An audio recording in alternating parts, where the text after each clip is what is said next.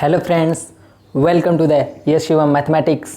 And जैसा कि matrix के लेक्चर सीरीज़ में हमने एक लेक्चर कंप्लीट कर लिया जिसमें सिर्फ इंट्रोडक्शन था। अब दूसरे लेक्चर में हम टाइप्स ऑफ मैट्रिक्स को कंप्लीट करेंगे। ठीक है, अब टाइप्स ऑफ मैट्रिक्स में कितने सारे टाइप्स हैं मैट्रिक्स के, ठीक है, वो देख लो। Row matrix, column matrix, square matrix, zero matrix या नल मैट्रिक्स या फिर वाइड मैट्रिक्स इसको बोलते हैं। ठीक है, डायगोनल मैट्रिक्स जिसका ये सिंबल है ये अभी बताऊंगा। ठीक है, scalar matrix, identity matrix, horizontal matrix, vertical matrix, triangular matrix जिसमें दो होते हैं, अपर ट्रायंगुलर, लोअर ट्रायंगुलर। ठीक है, तो इस सारे टाइप्स को वन बाय वन हम इस क्लास में डिस्कस करेंगे। ठीक है, सबका डेफिनेशन मैं आपको बताऊंगा। आपको पीडीएफ नोट्स में एक एक का डेफिनेशन अच्छे से मिल जाएगा। ठीक है, तो नोट्स की चिंता मत करना, टेलीग्राम चैनल शिवम मैथ्स में जाना। ठीक है, वहाँ पे आप जाएंगे तो इसके पीडीएफ नोट्स आपको मिल जाएंगे। वहाँ से आपको आराम से आपको अपने नोट्स प्रिपेयर करने में कोई दिक्कतें नहीं आएंगी। ठीक है, उसके बाद ये सारे हम चलिए अब स्टार्ट करते हैं, एक एक को शुरू करते हैं। मेरा नाम है शिवम, मैथमेटिक्स पढ़ते हैं हम लोग। बहुत टफ चैप्टर है, बहुत टफ चैप्टर है। अरे इतना टफ नहीं है।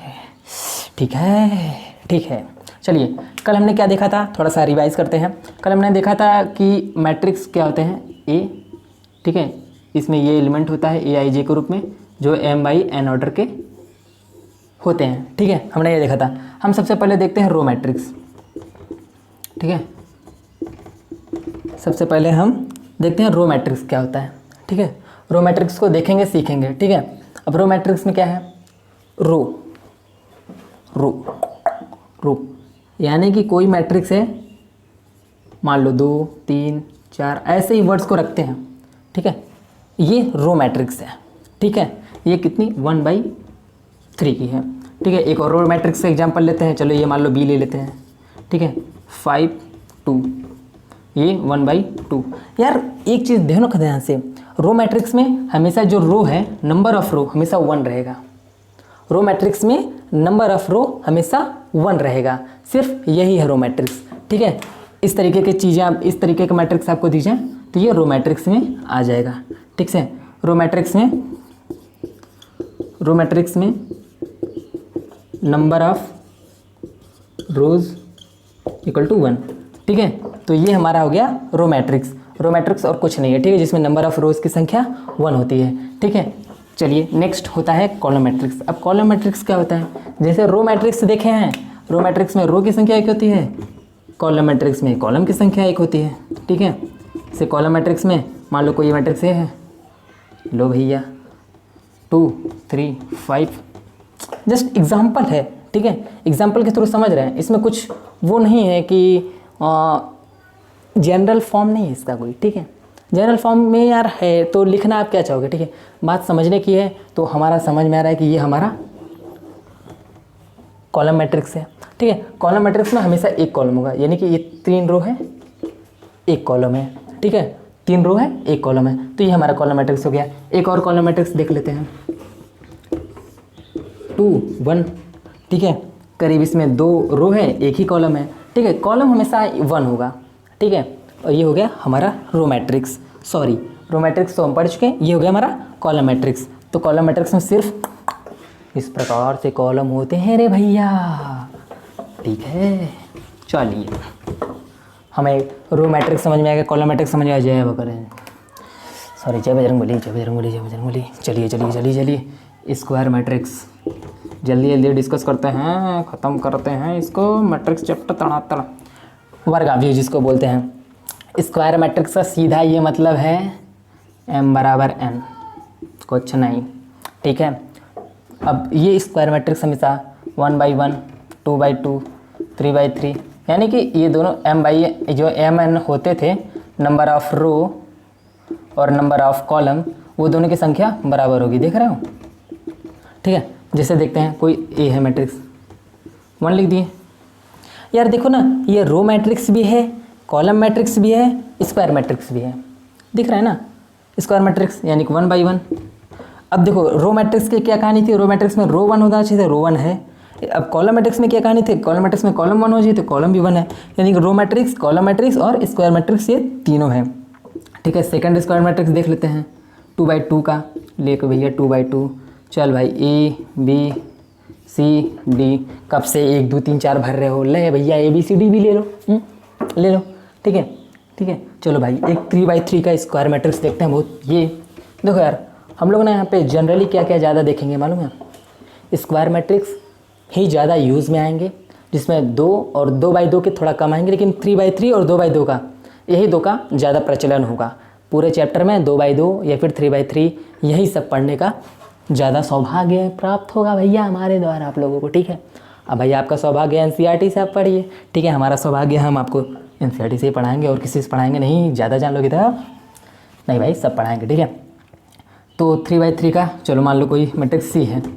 ठीक है, तो यहाँ पे ABCDEFGHI ये हो गया 3/3 का मैट्रिक्स। 3 रो हैं, 3 कॉलम हैं, बात खत्म कहानी।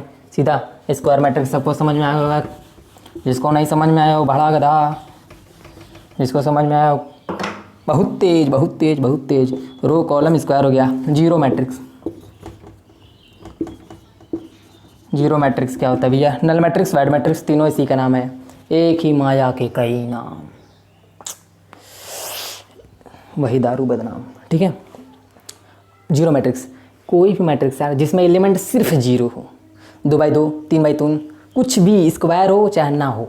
ठीक है, अगर ये डब्बा बना है, ठीक है, कितना भी बड़ा बने, 3/3 कुछ भी बने, यहाँ पे ये हटा दो भाई साहब, लो एक और डाल लो,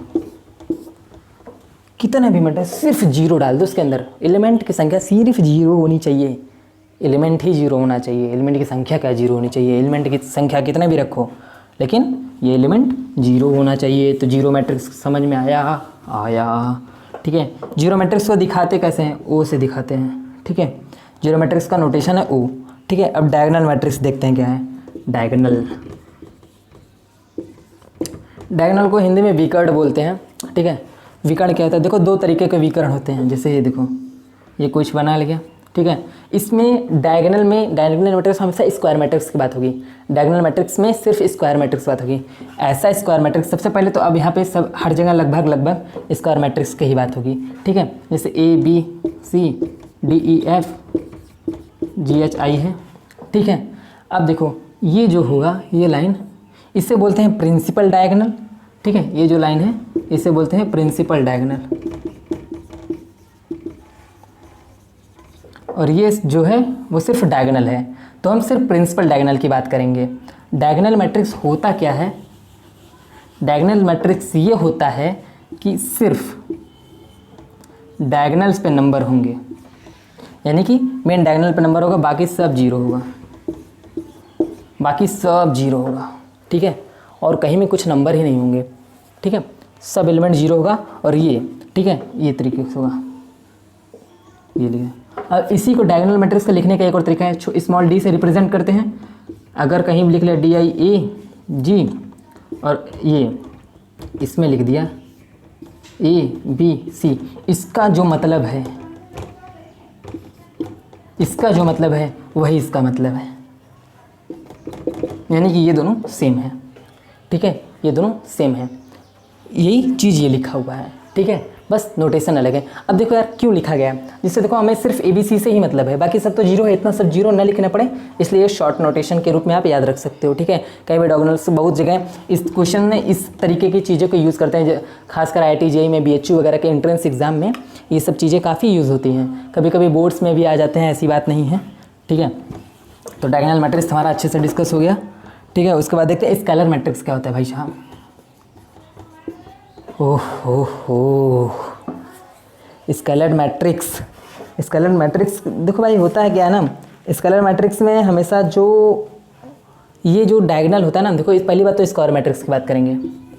ठीक है, पहली बात तो स्क्वायर, लेकिन यहाँ पे जो ये रहेगा ये तीनों सेम रहेगा, कुछ भी हो सकता है, 1 1 1 2 2 2 3 3 3 4 4 4 5 5 6 6 6 कुछ भी हो सकता है, बाकी सब जीरो।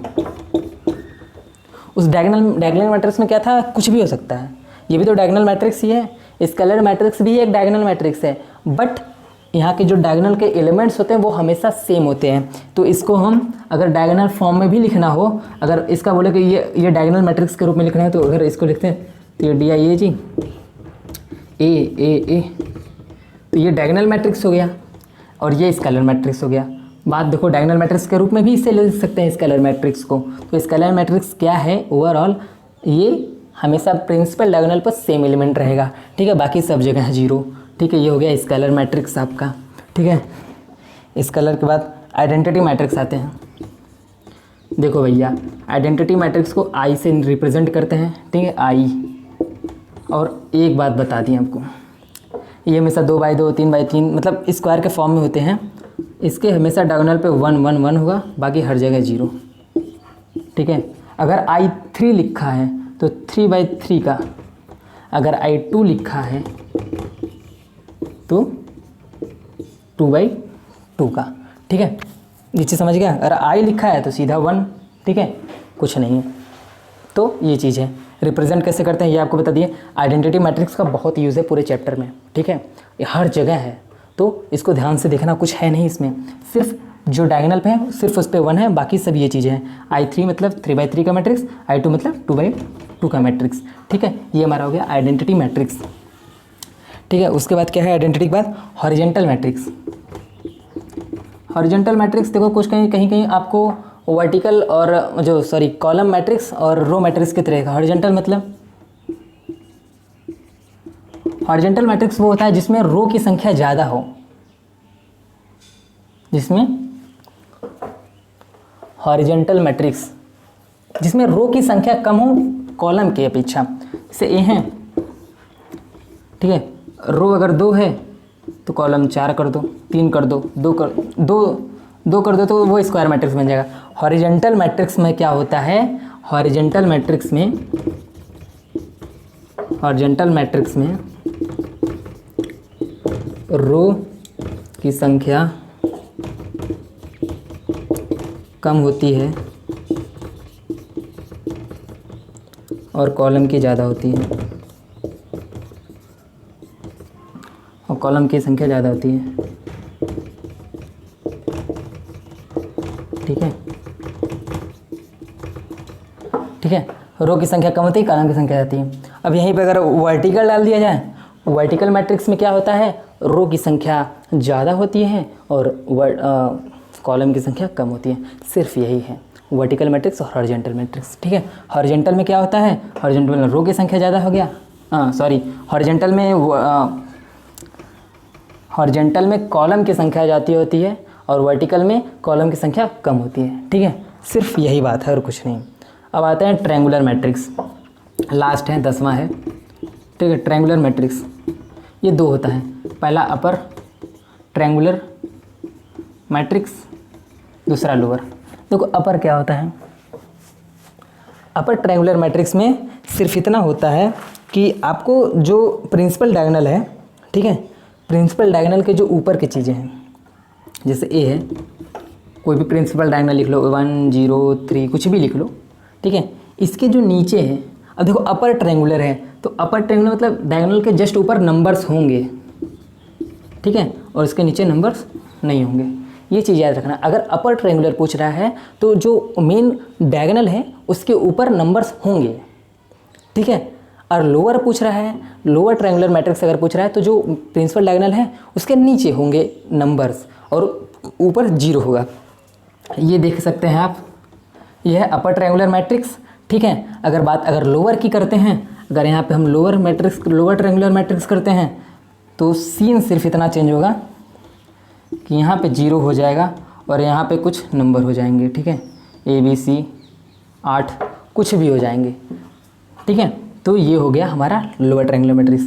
हम लोग ने 10 टाइप्स ऑफ मैट्रिक्स को आज डिस्कस कर लिया है।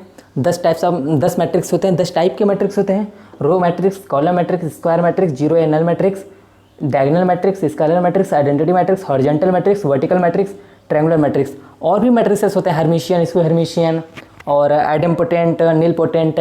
तो ये सब 11th के सिलेबस में है नहीं, ठीक है। तो वो सब पे जाने की कोई ज़रूरत नहीं है, ठीक है। तो ये सारे मैट्रिक्स बहुत इनफ हैं। तो आज का क्लास हम यहीं एंड करते हैं, ठीक है। आई होप कि आपको सारे मैट्रिक्स के समझ में आए होंगे। Thank you so much for watching this video. Thank you so much.